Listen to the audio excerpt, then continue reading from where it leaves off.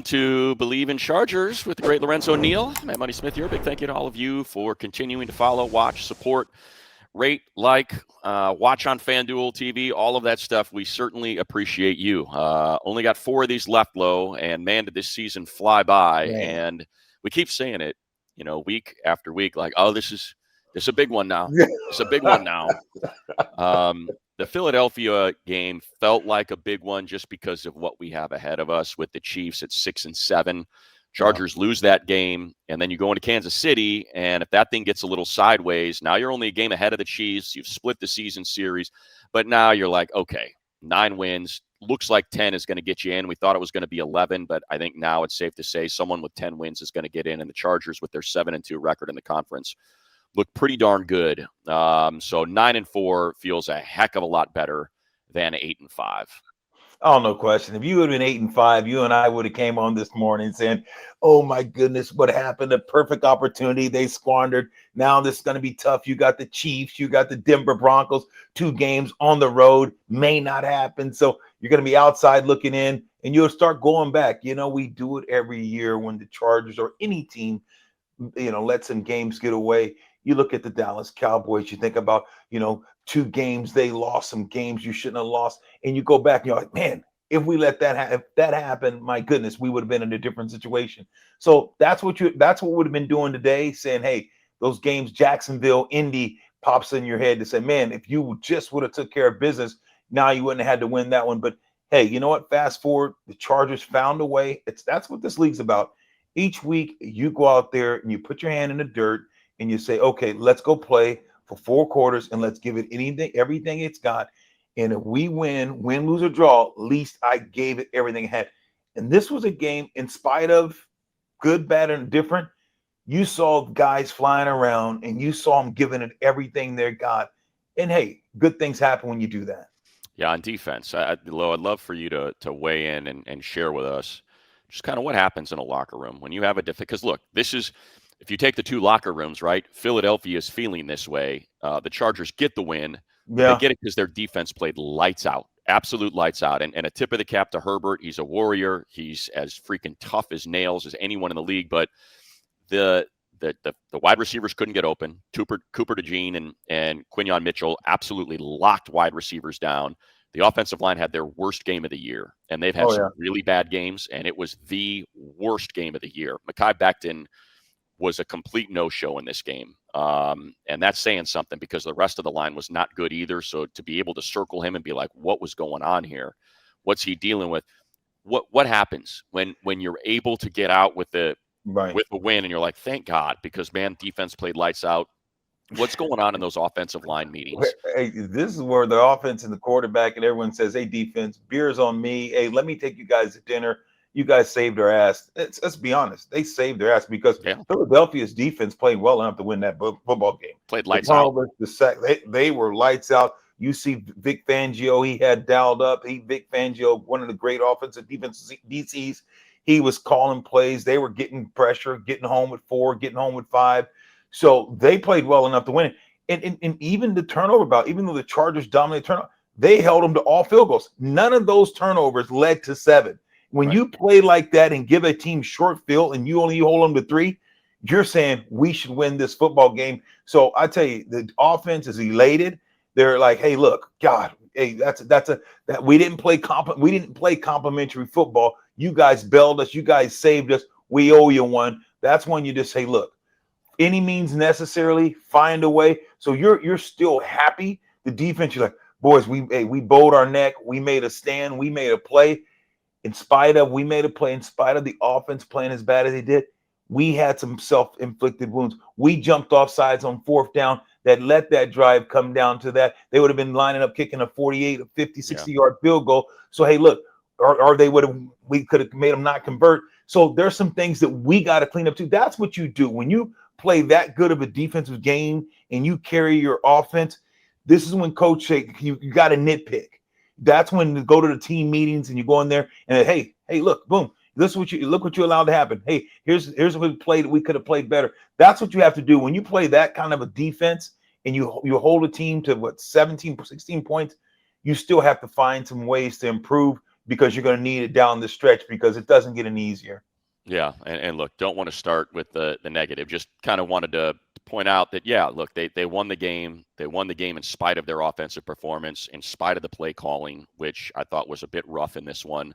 I don't know why you got Herbert going into constant 7-step drops when he is getting his head knocked off. There was just a lot of it.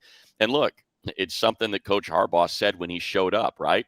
Offensive line, tip of the spear. What's the one position group that doesn't rely on anyone else, but every other position group relies on them? Offensive line. And currently, according to PFF, the Chargers are not just operating with, an offensive line that is performing at the worst level of any O-line in the league, but historically bad. It's Wow. a Wow. historically bad pass protecting offensive line, which is what makes what Justin Herbert's doing. For anyone out there that's still throwing shade at Herbert, you're talking about a guy that's in the top 5 in nearly every major statistical category for quarterbacks, playing behind the 32nd ranked pass blocking offensive line. Like it's stupid what he's able to do. And I think it's just something that's been happening throughout his career, right? You're just like, whatever, 10 will take care of us. He'll bail Yeah, us out. and he bailed out, but like you said, Bailed them out with their legs in this one, Low. his legs were amazing. I thought, like you said, 3-step drop. And look, if you got some great corners, how do you play against great corners when they're manning you up and they're beating you up? And you saw receivers falling off the line of scrimmage because they're just beating them up. You motion them because now you Right. got to run in motion. You got to do motion so they can't just put their hands on you right away. You get guys in stacks, so you put the X and the Y and you stack them. You get them in the bunch. So now the DB's got to play off and they got to pass guys off. You make it difficult and you get the ball out of Herbert hands quick. You say 3-step drops, boom, someone's going to be open because they got to play off because you can't play tight man when you're in a bunch look because you can rub guys off. So you got to pass things off. I thought the game plan wasn't right. I thought that they ran sometimes when they should have passed or passed sometimes when they should have ran. But Herbert, at the end of the day, what he did with his legs and the way that there's one play, the Mike linebacker comes scot-free. Yeah. No one picks him up. Herbert just spins out of it, almost look friggin' Houdini.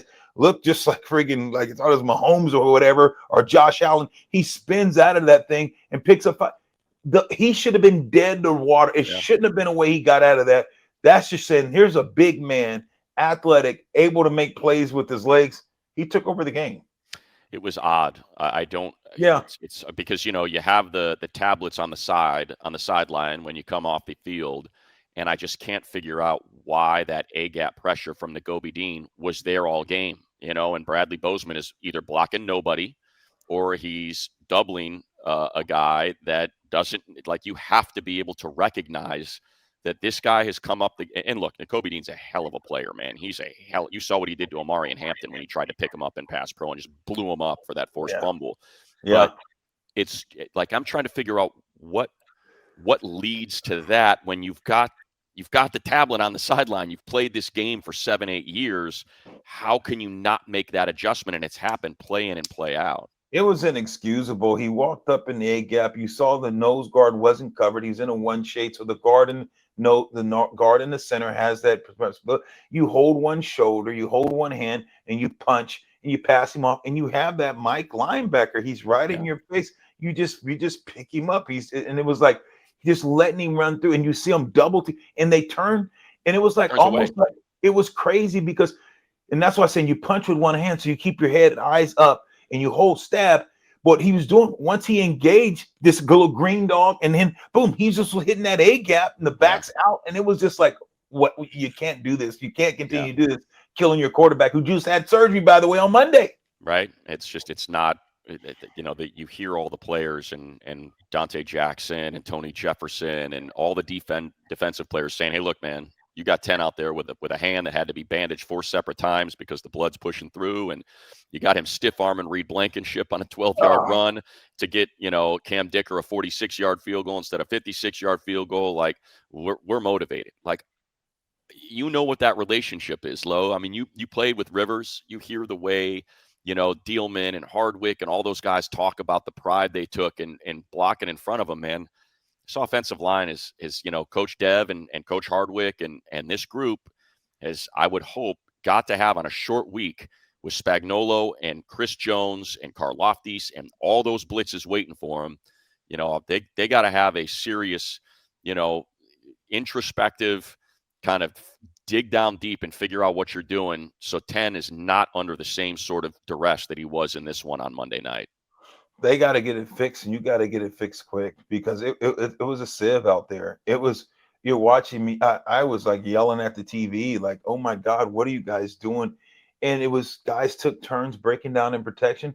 But a lot of times, money, like you just alluded to, no one was even touching the guy. They were just letting him have a free run. They were just coming free. And it's like, dude, where's the turn protection? Where's the slide protection? What are guys doing? And we both know Hardwick. I played with Nicky Hardwick years together. You know how he is, and he's awesome.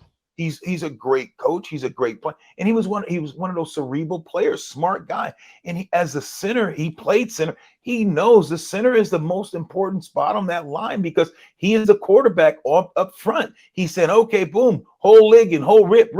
He's making the calls. 52's the mic. He's identifying and saying, okay, this is where we got a fan to. This is where our protection slide to. And the center gets everyone else up front to tell them what to do. So it was really hard to watch. And it was amazing seeing Herbert stand in that pocket and take the beating that he had to take, being able only to protect the ball with one hand because he couldn't with the other hand. They're hitting his hand. They're going after you. See guys trying to hit his hand. I mean, and that at the end of that overtime where him stiff forming the guy with the broken hand, it's just, that's a want to, Money. That is just right. Want to and hard. And again, when I say Coach Dev and Coach Hardwick, I'm not talking about them coaching these guys up better. I'm talking about the guys playing better. I know they're coaching them up. I know it for a fact. I mean, I would rather have Hardwick throw on his 61 jersey and get out there right now than what they have. It's just, I've got to believe that there has to be some sort of competition this week, at that position to try to figure it out, or the scheme has got to change. You cannot keep going into these 7-step drops and waiting for these long routes to develop. The pass pro is just not there. And look, and it was just odd. I'll tell you, look, and we're 10 minutes into this thing, and I don't want to focus on all these negatives. I want to focus on the positives. They won the game. Cam Dicker was 5 for 5, 2 of those from 56 and 54, that put this thing into overtime, nearly 50 that won the game, and they're just automatic. The guy trots out there, and you're like, yeah, whatever. This thing's good from 70. I don't care. To have that in your back pocket when you got a defense that's playing lights out, that's complimentary football. It's like, okay, well, all we need are threes when this defense is playing that well and the Eagles offense is stuck in the mud like they are, and that's basically what that game was, is, hey, there's some teams you play and you're going to need your touchdowns. You're going to need to score touchdowns because the Colts are, when they came in, you're like, all right, they're going to put up some numbers. So we got to score touchdowns. In this one, you knew, hey, all we need is one more point. Just can we get one more point than the Eagles? They've been struggling. They're winning games or losing games 12-9, 15-10. Like, can you get to 20? That's all. It was 22-19 in overtime. If you can get to 20, you felt like you could win this game, and that's where Cam Dicker comes in and bangs those 5 field goals. And how important it is, because, man, since they came here and I started working with him in 2017, he's the first kicker they've really had, where you're not like, hope this thing goes out. No, Dicker jogs out there, and you can just see it on the sideline. They're all hands in the shoulder pads, smiling like, we know what's going to happen, man. We know what Dicker's doing. He's as cool as ice, and it is Mr. Automatic. And that's good complementary football with this defense, who, again, when you go back and watch either if you want to watch the broadcast back and focus on the defense only, or when you watch the all 22, holy cow, man, this defense. And as the kids like to say, Jesse Minter was in his bag in this one. Man, did he call an exceptional game and just seemed to have every single answer to the test before the question was even asked. Oh, they were humming. Even in overtime, I'm going to tell you right now, people that go back and watch that game, and especially the interception, if the defender doesn't slack off the receiver, he's just dropping, getting depth, and keeping his eyes in front of him and watching the quarterback. If he doesn't feel that was one of Jalen's better balls. That hits him. That's going to hit the receiver right now. He's going to walk it into. It's strike of the band. I'm like, oh, snap. So that play right there, just where you're talking about Jesse Minter in his bags, knowing, hey, let's play this zone. Let's drop, make sure we sag. Keep your eyes on everything in front of you. Don't let them get behind you. And in this, to know where you're at on the field and know the situation and drop back 3 steps and you take it away where quarterback think he has that lane and you tip the ball and you get the interception. That Coach Mentor called a great game, but you talked about the offense. You see some of these things, but players have to execute it. The defense has executed what they were organized and they put in position to do. They played a great defensive game. Even they talk about, well, Saquon had that long run. If you watch that again, the guy grabs Khalil Mack. He hugs him. That was going to be a tackle for loss. No question. Khalil's making the tackle. He bear hugged him. Spinning Sewell bear hugs Khalil Mack on that play. But, they held him. They bottled him up. So you let that go. But just the way that they played, play after play, stopping the run, making them throw, making them one-dimensional, hitting receivers, jamming them at the line. This defense, if they can just bottle that defense up and keep that defense, I know let's temper back because we know it's Philadelphia. They haven't been scoring a lot. But when this defense playing like that and playing with that attitude, they're tough. They're tough. No doubt. It was a rough and look, they won the game, so it doesn't matter if I'm complaining. At least I feel that way.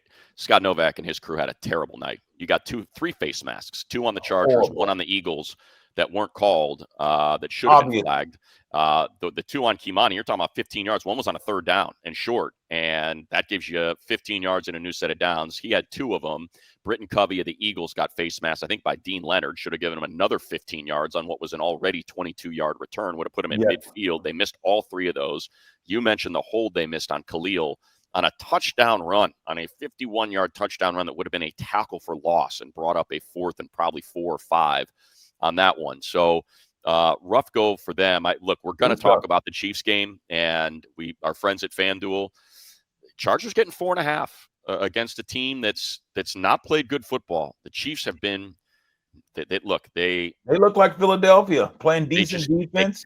They can't block up front. They can't block. I mean, if I pulled it up low and what do we got? We got 4.5.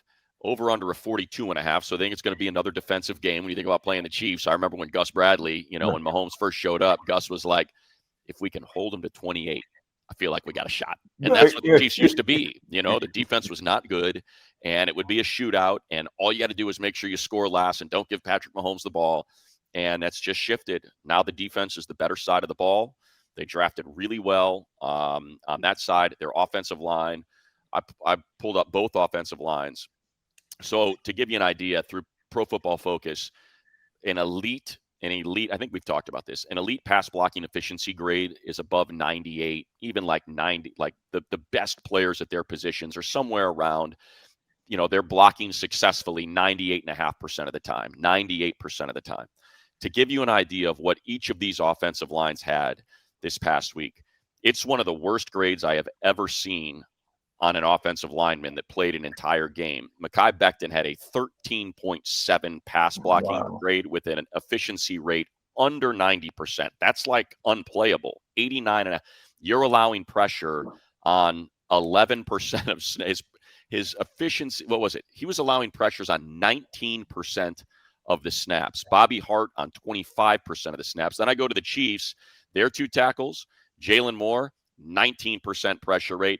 Essapol was a little bit better, only allowed 3 pressures at an 8% rate, but their guards were not good. Their center obviously is elite, so he's going to be fine. Creed Humphrey was exceptional, 100% pass blocking efficiency. So they're 100 grade, I should say. The Chargers grades were 89.5, 87.5 for Bobby Hart. Wow. Sawyer was all right. Sawyer was at 95.3. That's still pretty low, though. Zion at 96.5. And I don't know. I can't explain how they had Bozeman at 96.5. I thought he'd be somewhere in the 80s. But it's 2 groups that are getting gashed. And so I look at this defensive front and what Khalil Mack and Tuli Owe had a great game. I know everyone's going to focus on the offside on the 4th and 4. I'm so happy they won, so that wasn't the focus. But on that, I put up all 4 interceptions on my Instagram on a reel if the people want to check those out. But, yeah, the interception, let's see, it was I want to say, yes. So the Cam Hart interception on the overthrow to A.J. Brown. Oweh just picks up Landon Dickerson, who's a hell of a guard, and was pulling, picks him up and just walks him back on skates right into Hurts before he cuts that thing loose. And maybe that's why it sailed a tiny bit high. And on that play, Lo, kind of one of the things I pointed out is, and this, this is so important for, and I'm not telling you, I'm telling the people that are watching, obviously, you know this, but Cam Hart gets beat. It's a slant. He's the hot read. And, oh no, that was the first interception. He was the hot read on a quick slant that Deshaun Hand dropped out of, and Hurts just didn't see it. It was a brilliant call by Minter that led to that one. But he gets beat on a dig. It's just like a post, right? But it's not that deep. So it's just an inside slant. Anyway, he gets beat, and it's like, you can either, oh crap, I got beat, and you're watching this guy, and you're hoping the safety picks him up or something. Right. He gets beat, and what does Cam do? Eyes in the backfield. He's looking, and he's still running step for step, even though he's 4 yards behind him. Tips and overthrows, man, and he's right there waiting for the tip. And it's like, yeah, you got beat. Same on that should have been touchdown that led to the field goal at the end of regulation for the Eagles when he rips that hand down after he got beat. And Cam Hart did a hell of it. You're going to get beat by A.J. Brown. He's one of the 5 best receivers in the game, but he stuck with it. And that's 2 critical plays that he made. 1, the interception, and 2, breaking up that pass in the end zone. Just an awesome game by Cam. Yeah, the Cam, that was amazing. Now that when Cam hit the arm, because it's a touchdown. Yeah, he's got it, and AJ's got strong hands. He has it with both hands, and he rips that inside hand, and it takes it off the ball. Yeah, that was like you said, he was beat by 2 steps, but didn't quit. He could just guys. They know they're beating. They're like, oh, and they just kind of stopped. Yeah, he's let the safety get it. Yep. He played through that. Hard chop on the hand, not dislodged the ball. Would have been 6. That's a change of 4 points. Yeah, that's huge. It's huge. So I think, like you said, when you play snap to whistle, no matter where you're at, no matter if you get beat by a step, 2 steps, something good usually can happen if you just keep playing. And that's what this defense did. They kept playing. Into the offense, that last series, Herbert on the read, everyone blocked down. You saw a couple of the runs. Full Matlock comes across. He makes some good blocks. They ran a little power kick out when they needed to be good, just to get in field goal. And that's the thing. At times they showed you that they can play well, and it. And we're just saying this because when you're going to play the Denver Broncos, you get in the playoffs. You can't give up 7, 8 sacks, and you can't turn the ball up like that and give an opportunity to the other team and give them a short field. You're asking too much for your defense. So you got to clean that up. And hopefully, they look at this and saying, hey, we got to go 3-step drop. If guys have got great cornerbacks, we got to run motion. We got to motion them. We got to stack guys. So we're going to push them off. And now Herbert can get rid of the ball. He's big. He's tall. Can see over it. His balls aren't getting batted down as much because he can throw and he's big and he released points way up there. You got to clean this offense up. That is the biggest thing. You've talked about it. We've talked about it. You don't have your 2 best tackles, but how do you make it work? Because you got to make it work. No one else is going to feel sorry for it. You have to make it work. And you have with the Mario running hard. He ran hard coming off a broken ankle. Yeah. Marion Hampton ran hard. Those two-headed monsters, him and Vidal, they played well together. If you can just clean some things up and say, let's give up 3 sacks. Let's go, instead of going 20, drop back passes, let's cut it down to 5, 7 steps. Let's, everything else is short game. Everything else is play action. Everything else is boot. Everything else is move in the pocket. Because Herbert out in space, if the run game, the way it's running, he's much better when you give him that pass of run option and throw. Herbert can throw the ball across field. He makes throws look easy. He can throw it. So I just think you've got to clean some stuff up, and it's got to be by the scheme, because if you're asking these guys to keep blocking 7-step drop, you're not going to have the same result. We're 13 games into the year. I mean, we're 13 games in. It's not going to change for the Final Four. It's just. And look, he called a great game against the Raiders, so we know it's in there. We know Greg Roman can do it because he's done it. It's happened. And so it's just trying to get that to even out. But I do want to stay on the positive on the defensive side and how excited you should be, because look, this is the way they won last year.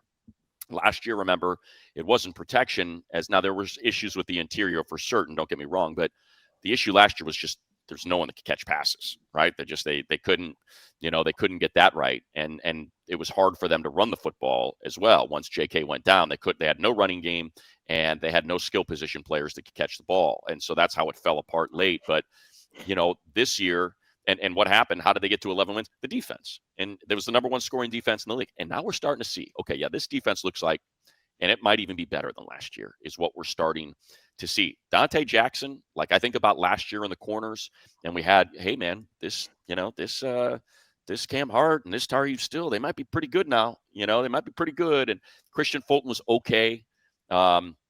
And he's now a Chief. He ended up getting himself a nice big fat contract because of what Jesse Minter did. Donte Jackson, when he was signed, Steelers fans were like, take him.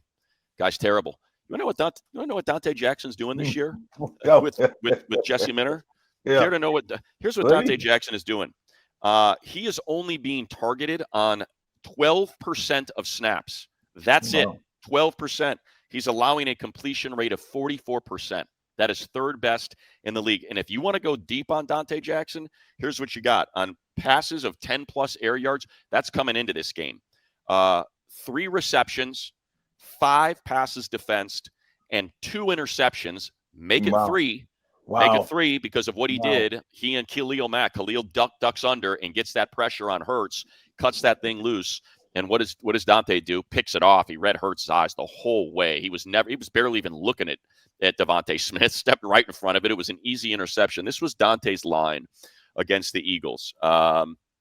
He was in 30 coverage snaps. They threw at him 4 times. 4 times out of 30. They completed 1 pass for 3 yards. And he picked off 1 in defense too. That's how elite he is playing. And then you saw what Cam Hart did. And I mentioned this in the video that I posted. Like, the one thing you see with Cam, and you can't see it on the screen because my wingspan is so massive. It's like that wings poster that Michael Jordan, that we all had in our rooms when we were little kids, right? But a lot of times, hey, now you know why some teams are like, we don't draft corners under 6 feet, because Cam Hart needed every bit of that wingspan as he's clocking in at 6'1" at corner to be able to swat that ball away that tipped it in the air after he sagged off Goddard. And again, that just to kind of speak to the positives, that's just Jesse Minter, man. He's like, oh, I know this play. I know what they're doing. Here's what we're going to do, Cam. You're going to get Goddard, but I want you to give him a little cushion, sink off, because I guarantee this is how this is going to work. He's going to go for that corner. And sure enough, man, Cam never even committed, man. Like if Jalen Hurts was, and look, he's a Super Bowl winning quarterback. He's an exceptional player. He's just not a traditional type of quarterback when it comes to the passing game. Right. He should have been able to see it. Like Cam was 5 yards off of Goddard. Like, that's just an easy throw. And you could see he was setting up to sag and try to pick that thing off. And instead he pops it up and again, I know Tony, because Unk is, I don't mean it that way. Tony's such a good guy. He's such a humble guy. That's why he said, hey, all credit to Cam. And that's what he's supposed to say. But, man, to secure that ball, you see the amount of pellets that are popping up because he's got to stop on a dime. I thought he was out of bounds, too. And I thought they were running off the field real quick because thought he was out of bounds. The pellets that stay in bounds, like, oh, was he in? Was he out? I was like, yeah, he stayed in. But, no, I saw the same thing. To have the awareness and the presence to make sure both feet are in bounds, to make that catch in a crucial situation says a lot, man. Yeah. TJ, he's one of those good players. How about the green dot? How about Deion Henley, recognizing that, hey, this game is not over because the play is not over. So even though the possession has changed and that should be the end of the game, it's not, because the play is not completed. So technically possession hasn't officially changed yet until the whistle. And so when Tony popped back up and started running, Deion grabbed him and pulled him to the ground. It's like, absolutely not, man. We're not doing that. And that just shows, here's a guy that's in his second year as a starter and has the awareness in that 2.5 second moment to be like, oh no, man, we already saw Deshaun get this thing punched out with a peanut punch. We're not doing that again, man. We are sitting on the ground. Made that tackle. And it's over. And it was such a beautiful play by 3 incredibly smart players and smart coaches. Coach Klink, secondary coach, Coach Bowman, linebacker coach, to be able to plant those seeds into Deion's brain about, what overtime rules are and how we need to play this, and knowing situational awareness. It was just all on display and that one play right there. But Donte Jackson, man, and he's on a nice, affordable 2-year contract. Remember, last year Fulton was on a 1-year. Yep. I Yep. don't even think. Let me check out the Chiefs depth chart, as we now should probably shift to that. We've been talking about this Eagles game for a half hour. Let's talk about what's in front of us.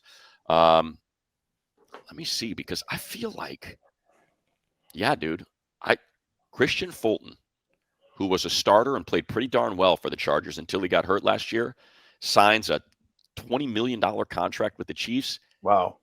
Third string. He's Third string now. He ain't even playing. The system. He's got 3 tackles this season. Wow. But he got 20 mil.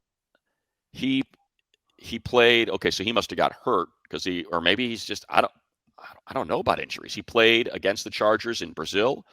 He played on the 14th, and then he did not play, so he probably got hurt, came back for the 16th and the 23rd, and he has not played since.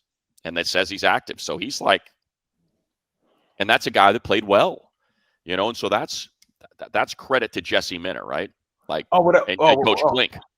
Oh, without a doubt. Jesse Minter, you got to realize, look at when you're talking about different guys. Steelers couldn't wait to run a guy to town. Look at his stats here in this Donte. season. And Donte. But that's what you talk about, man. Players, all things being equal, players are going to make plays. Coaches make decisions that help determine the outcome of the game. What I mean by that, I tell guys, I talk to coaches, talk to different people. I'm like, look, all things being equal, players are going to make plays, but coaches make decisions that determine the outcome of the game. What I mean by that, if you got Jerry Rice and you go man to man the whole day, guess what? Jerry Rice is going to beat your guy, and he's going to make those plays, and he's going to get you fired. But coaches make a decision to help determine the outcome of the game. They're going to double him. They're going to bracket coverage. You're going to take that guy away.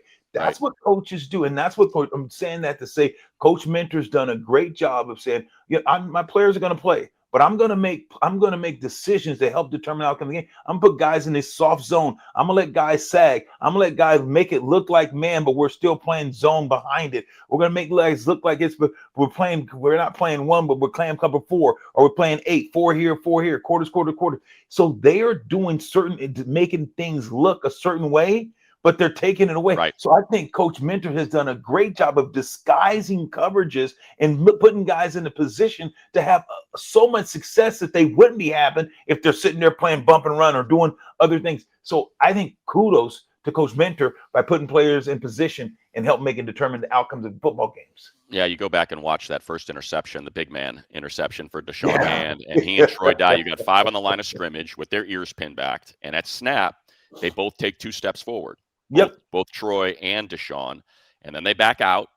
And I was saying, like, the key to this is now you've got Dayon coming from depth, and Hurts can see him now in his periphery. So he's like, okay, blitz is coming. Where's my hot read? And he doesn't see Deshaun. And it's both Deshaun and Troy Dye. There's 3 guys around A.J. Brown, his hot read, and he just dumps that thing right into Deshaun's hand. And it was just a great play call by Coach Minter, and he does that all the time. Like, they rarely blitz. Rarely. I think it's where is it? They are blitzing 30th in the league. 21.5% is their blitz rate. And the thing is, when they do blitz, 52% pressure rate. First in the league. So when they blitz, they get home. But they do not do it often. I think because so much of it is simulated pressures. And you think they're bringing 5, but they're only bringing 4, and they're dropping guys out, and they're bringing guys from, the nickel position, from depth at linebacker, and it's just kind of twisting these quarterbacks' brains into a pretzel. Now, that's a lot harder to do against. The one thing that I'll say that I defensively, if I had to nitpick, the one thing Coach does that I'd love to ask him, he's at the podium, I think, tomorrow, and I don't know if I'm able to get up there, but he rotates. He doesn't sub, if that makes sense. Like, it's either Khalil and Thule, or it's Owe and Dupree. And every single time it was Dupree and Owe, Nick Sirianni's just running that ball right at Dupree, running it right at him. And that's when Saquon started getting rolling. And I think he made that adjustment by the end of it, where he's like, okay, let's split these guys up. This ain't working, because both edges are soft right now. And I do think against Mahomes, you cannot. And there was a Hurts run that Dupree just, you've got to set that edge, man. When you've got Jalen Hurts out there, when you've got Patrick Mahomes out there, you have got to set that edge, and you cannot collapse and allow him to get outside because, man, you go through Patrick's as we now kind of flip this thing forward to the Chiefs, and the ability for the Chargers to put a nail in their coffin and end their season with a victory is awfully darn exciting. It will not be easy. We know what it looks like in game when their backs are against the wall. Mahomes always seems to come up with that huge play and rip your heart out. And I would assume that's going to be the case in this game because they cannot lose another game the rest of the season or they are done. They are not making the playoffs. And this is the toughest game left. Well, they have the Broncos. So they have 2 division games. They have, I think, all 3 division games left, if I remember right. Let's see what they have left. They have Chargers, Titans, Broncos, Raiders. Yeah. So you think about this game and the Bronco game. These are playoff games. All 4 of them are playoff games. But it's like, hey, if we can beat the Chargers, now we got the Titans. And then, can focus on the point being, Patrick Mahomes has not been good throwing the ball downfield in 2 years, like 3 years. And I don't think it's all on him. It's been leaky tackles where he's been put under pressure. I don't think they've done a great job drafting. Repeatedly, they draft these smaller, fast wide receivers. And it's just not like, would you rather have Xavier Worthy or Ladd McConkey? It's not close. Not even close. You see they draft Sky Moore. They sign Hollywood Brown. It's all these smaller, lightning quick guys. And it's like, hey, man, Cheetah is a unicorn. Tyreek Hill is a unicorn because he is not just fast. He is freaking thick. He is a fire hydrant of a human being. Right. And it's like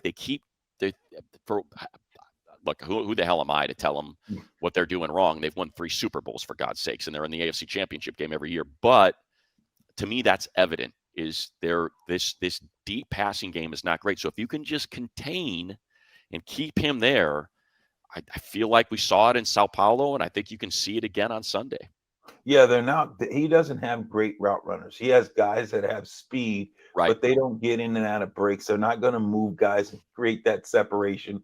If they don't beat you, you can jam them. You can put hands on them. They're light in the ass. They're not big, strong receivers. So if you can jam them, you disrupt the passing, and then you hope to get home. You watch, Mahomes doesn't have the time in that pocket. He's already looking to run, move around because that pocket is collapsing very, very quick. So if they can't beat you deep, their intermediate passing game is not great because they can't separate. These receivers are not those type of guys. So this is a game that that you need to go out and say, put the foot pedal to the metal and just and go ahead and say, look, let's strangle them. Let's put these guys out of their misery. The Kansas City Chiefs is not the Kansas City Chiefs that's been playing in the Super Bowl last couple of years. They can't score. They can score, but they're not a high power. They're struggling. They're struggling to find some type of running game. They're inconsistent in the running game. They're inconsistent in the passing game. Mahomes, let's just face it, he's missing a lot of receivers. He's overthrowing. Receivers are dropping it. People, they're taking turns making mistakes. Guys are dropping it. You saw Kelsey to win the game last week. He balls in his hands. He drops it, lets it get intercepted. So guys he doesn't have it. And Mahomes is pressing. He's pressing, thinks he's Superman. He's trying to put on the cape. And guess what? The cape has kryptonite on it because right now they are not able to get to the finish line, in my opinion. Yeah. And the thing is, the one receiver they have that's capable of being that number one is Rashee Rice. And he just seems to make, 1 or 2 boneheaded plays or drops every single game, like critical drops. And so I'm not putting it all on Mahomes.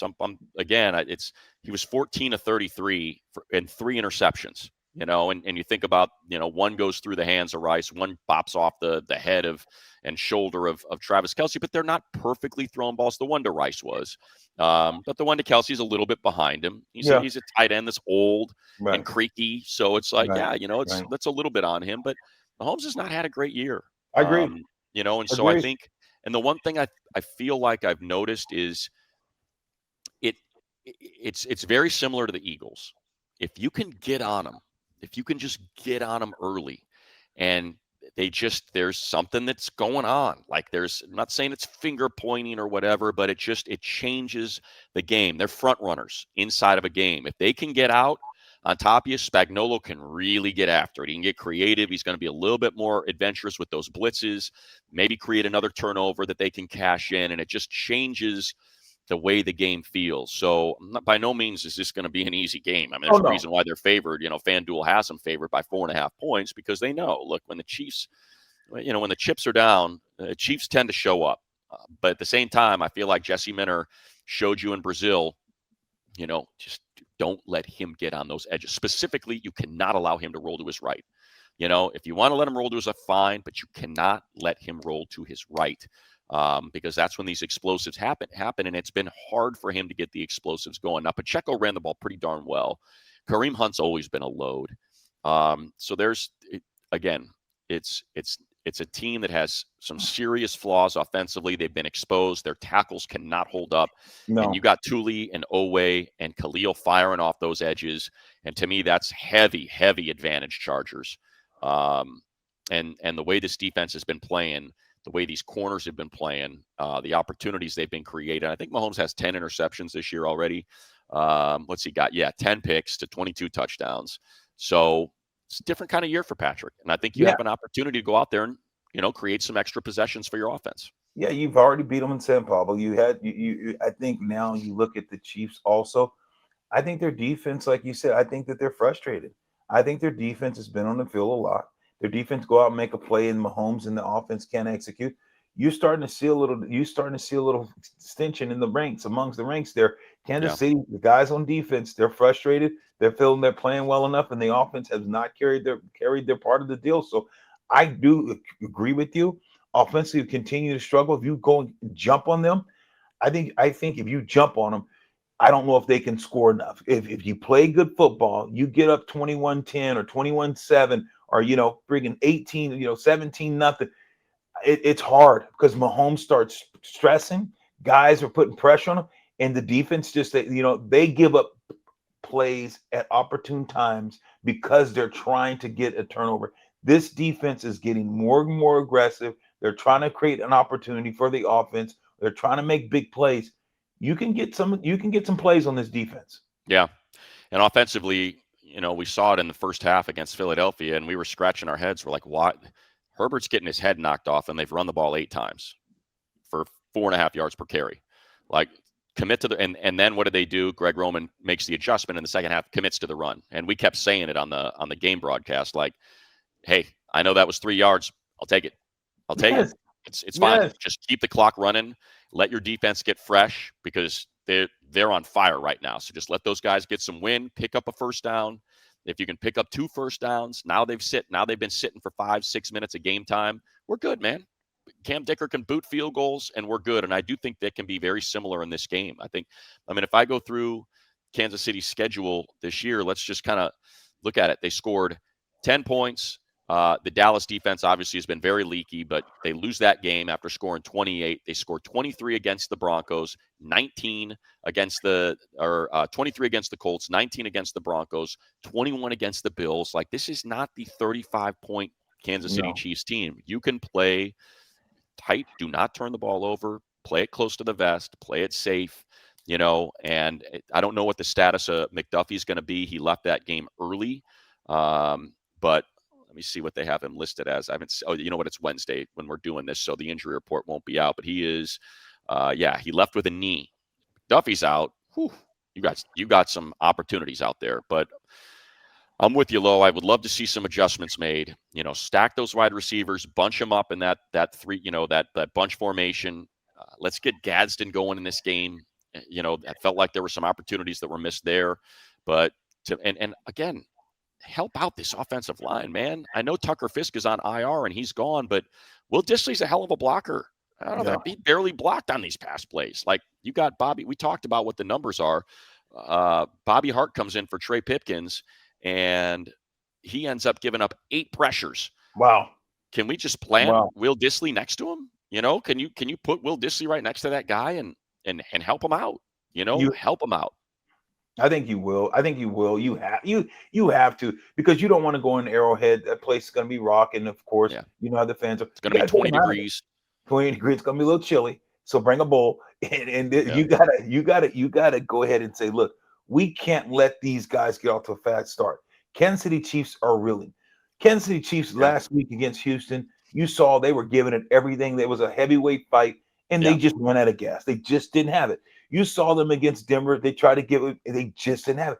This team just doesn't have. So if you can get on them and beat them up, They don't have that. It's not the same Kansas City Chiefs team, and you can put some doubt, and you can get that crowd. That place is not as loud as it used to be because they're not winning. The Kansas City Chiefs, they were just a foregone conclusion that they're going to win the AFC Championship. Yeah, Foregone conclusion they're going to win the West, and now they're reeling, and you're hearing it. You're hearing the crowds, the boos. It's that crazy was what's going wild. on. It's very wild. So if you can jump on them and get three and outs from home. Now they're starting to press. They'll turn that ball over to you. Yeah, and I'll tell you, look, the defense again has been sensational. They held Stroud to sub 50%, sacked him 3 times. They ran 31 times for just 82 yards. So it's a good defense. It's Oh yeah, not going to be easy to get no, points off this team, which is why I said just no turnovers, play a clean game. If it ends in a touchdown or a kick of any sort, I don't care if it's a punt or a kick, as long as your possessions end in those three things, a kick, a punt, a kick or a punt, or a touchdown, you're good. Anything else, no bueno. You do not want to give them extra possessions. You don't want to let them off the mat.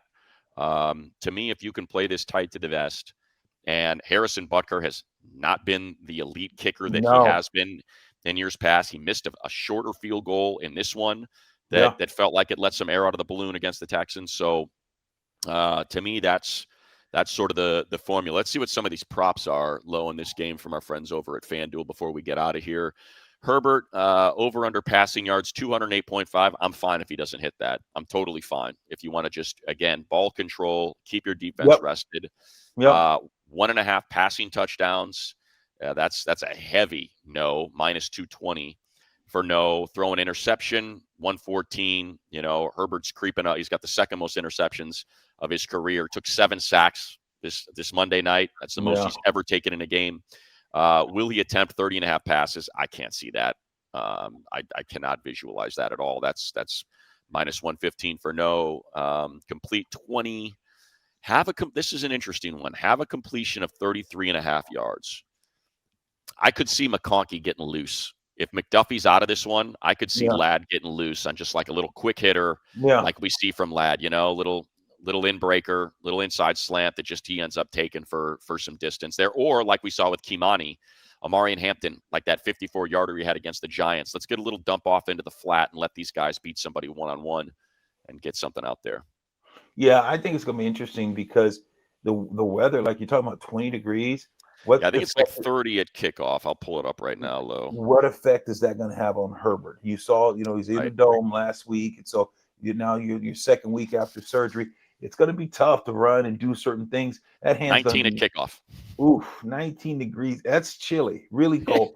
So it's going to be interesting Yeah. what he is going to hand warm underneath there because touching that ball and you're trying to grip and as a quarterback and you got a pad on top and you're already aching, it's already sore. It's going to be it's still not safe to say Yeah. that he's going to be fine. Oh, this hand doesn't hurt. It hurts. Yeah. It definitely hurts. And we know they can rush the passer, man. Chris Jones can whew, Oh, he he's is a something. record. He's a He game is he record. is he is incredible. And he's going to get a couple opportunities. Whether they want to line him up outside. I don't know what Trey's situation is going to be, but Bobby Hart's over there. Jamari Sawyer's on the other side. You're talking about your fourth and fifth, tackles. And you got Chris Jones. You want to put him out there. You know how leaky this interior line. Like we said, Mekhi Becton, I don't know what's going on these last couple weeks. He's got to figure it out. Bradley Bozeman, there's going to be opportunities. So, like you said, secure the football. Yeah. You You run know, it 40 times, you win it. The 35 to 40 times, and yeah, then start your team to win. You gotta put your will, double team Chris Jones, yeah, and say we got to create a new line of scrimmage. He doesn't play the double great because he wants to beat a guy and try to get up to Herb and get feel. You got to establish this run game. You get 30, 40 runs. You're saying, okay, we're going to eat up clock. We're going to play field position because their offense don't scare you. You yeah, don't have to be desperate. That's what that's what the coordinators and this team have to realize we're good enough on defense. We're playing a team that's not explosive. We don't have to take great chances. We don't have to take right, those types of chances. We can go out, play tough physical football, play field position, and we can win this game. yeah, When we try to do too much and we turn the ball over, we're gonna lose. yeah. Bottom line. It's like we said, take care of the football. There's an opportunity. I'm trying to figure out where do we have. Trying to find his. I'm looking for the advanced time to throw blitz. Where are we?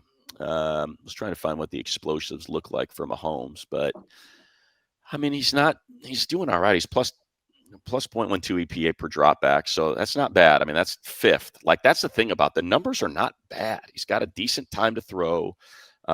His pressure rate is only 28.1%. Like, to put that in perspective, Justin Herbert's is 43.9. That Wow. 43.9% of his dropbacks are under pressure. Mahomes is playing in the fourth cleanest pocket out there. Wow. And a lot of that is when you're getting rid of it as well. So it's, I think what is he getting? And Herbert's just getting blitzed to the bejesus bells too. So there's, I'm trying not to, I don't want to sound like it's overconfident, like, oh yeah, they got it. They don't. This is a Super Bowl for the Chiefs. They lose this game, their season is over. They cannot get their eighth loss. So you're going to get their best shot, right? And I think it's like we said, and I think we can wrap. For me, I'll wrap it on this. Just take care of the football. It's all I care about. Take care of the football. Don't let Herbert get sacked 7 more times, for God's sakes. And run some quick game. Run the hell out of the ball. Punt the ball like crazy. And I have confidence in Cameron Dicker and this defense to try to get out of here in an ugly 18-15, 21-18 kind of game. I think if you can do that and you can avoid turnovers, in 20 degrees, I think you got an opportunity to just trade jabs, and not try to throw any haymakers, that leave you vulnerable. Yep, I 1000% agree with you. Don't try to throw the knockout punch. Just throw the jab, and just feather guys, and just keep pounding. Stay on top of them. Play field position. Live to fight another day. Punt the ball. Get a short field. Boom. Flip the field. Okay, get 10 yards, and now you're in field goal range. You're Yeah. gonna have those opportunities. It's just football. But who's going to be patient? Who's not going to break first? You're going to have some opportunities in this game, defensively, offensively, and both these teams will. But the Chargers, to me, even when you look at both these teams right now, the Chargers offensive line, we know how leaky it can be, and we see how many times Herbert's been sacked. All those things that are surrounding. But look at their record. Yeah. They have something there. It's still a good team, and that's what people are. They're like, "Oh, the Chargers give it too many sacks." Chargers. When your defense is playing like that, when you got Herbert, when he can get you a play and come back from behind any given time, when you have the ability to run the ball, you have the ability to throw the ball, you have the weapons. It's just you got to get the interior. This Charger team, you look around the league, teams aren't like this. Look at Cincinnati Bengals, great quarterback. Look at their defense. When they have to score 50 to win football games, and you got probably the best quarterback in the league in Joe Burrow. So when you think about where the Chargers are at, and what the scheme and playing complementary football, in spite of having a bad line, you can still win. Yeah, no doubt. It's there. And like we said, that 9th win was huge because 10's going to get you into the playoffs. And so you can win this game and you already get to 10 with 3 left. Cruising, man. And now you're making a run at the division. Everybody's pointing to how tough the Chargers' remaining schedule is, and it's tough. You got short week Chiefs against that high-flying offense of the Dallas Cowboys in Dallas. And then you get the Houston Texans, the best defense in the NFL. And then after that, you got the Denver Broncos in Week 18. But understand, Denver does not have a cakewalk. Denver at 11-2, and they are heavy favorites to win the AFC West. Green Bay, one of the best defenses. Where's that game at? That's in Denver, but you still got, again, you've got an offense with Josh Jacobs that's balanced, and Christian Watson is playing lights out right now. After that, they get Jacksonville that's really come on since they beat the Chargers. You're seeing Travis Etienne is one of the better running backs. It's one of the best running games in the NFL. That's also in Denver. And then they're at Kansas City, and then the Chargers Week 18. By no means is that a cakewalk. So the division's still out there. You can win this game, get to 10 wins. If the Broncos lose, now it's like, okay, we're 1 game back, and you already got a win in your pocket, which means Week 18 you win the tiebreaker. So tiebreaker's already favoring you. You don't have to best them by it. You don't have to get to 12. If they stay at 11 and you finish at 11, you win the division. So it's still out there for the Chargers. So reasons to be excited, reasons to be concerned. The way this defense is playing, they can easily win. I shouldn't say easily. They can win these final 4 games. I believe that wholeheartedly. Chiefs, Cowboys, Texans, and Broncos. If this defense continues to play at this level, they just need to take care of the football, run the football, and scheme it up a little bit better. Let's scheme it up a little bit better for Ladd McConkey and these receivers to take advantage, because we know they can score. No, absolutely. And it starts this week. You got Kansas City. Who's next? Kansas City. Take care of each week. Take it week by week. Understand who you're playing. Understand your opponent. You have enough talent. In spite of everything around you, you're in the thick of things.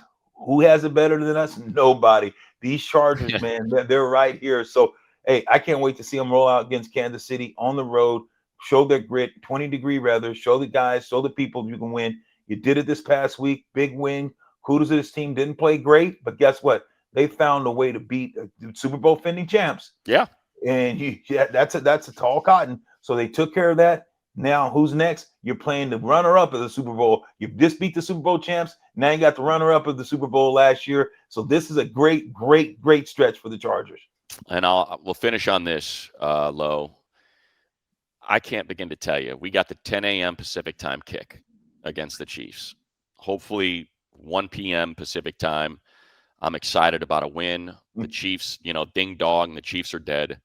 And I cannot wait to flip on that Indianapolis Colts at Seattle Seahawks game.